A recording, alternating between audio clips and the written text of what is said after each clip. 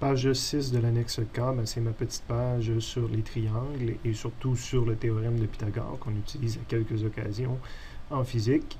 Donc un triangle typique, première caractéristique, la somme des trois angles. On peut se servir de tout ça des fois dans un triangle. La somme des trois angles donne 180 degrés. L'aire d'un triangle défini à partir de sa base puis de sa hauteur. Encore une fois, la hauteur, c'est pas un des deux côtés du triangle. C'est une mesure prise perpendiculairement par rapport à ce que je considère comme la base. Donc, c'est base fois hauteur, un peu comme pour un parallélogramme typique. Mais c'est divisé par 2, puis la démonstration est faite à côté. On va la regarder dans quelques secondes. On peut la regarder immédiatement. Ici, j'ai mon triangle. Puis ici, j'ai le même triangle mis par-dessus, inversé. Donc, je retombe sur un parallélogramme. Tout de suite, on pourrait dire c'est base fois hauteur. Un parallélogramme, c'était déjà base fois hauteur. Mais si on veut s'en convaincre encore plus, je pourrais même découper ce qui dépasse pour fabriquer un rectangle à la place.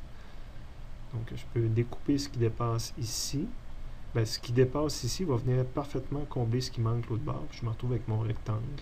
Donc, quand j'additionne les trois aires ici, j'ai l'aire d'un rectangle, donc j'ai ma base fois hauteur, mais évidemment mon triangle il en occupe seulement la moitié, donc c'est pour ça que c'est base fois hauteur divisé par 2.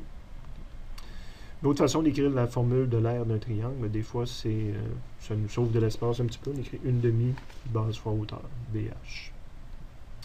Évidemment dans le triangle, une des caractéristiques importantes c'est pour les triangles rectangles. On rappelle donc que 90 degrés ici, automatiquement. Ce qui veut dire qu'il me reste 90 pour les deux autres. Des fois, j'utilise cette caractéristique-là que je n'ai pas marquée sur ma feuille. Je pense à l'ajouter, mais ça veut dire que les deux autres côtés se répartissent à 90 degrés. Et on pourrait démontrer que la longueur du côté ici, qu'on appelle l'hypoténuse, au carré est égale à lui au carré plus l'autre au carré. Donc, A au carré plus B au carré. Fait que ça, je l'utilise quand même à plusieurs reprises au cours de mes cours de physique.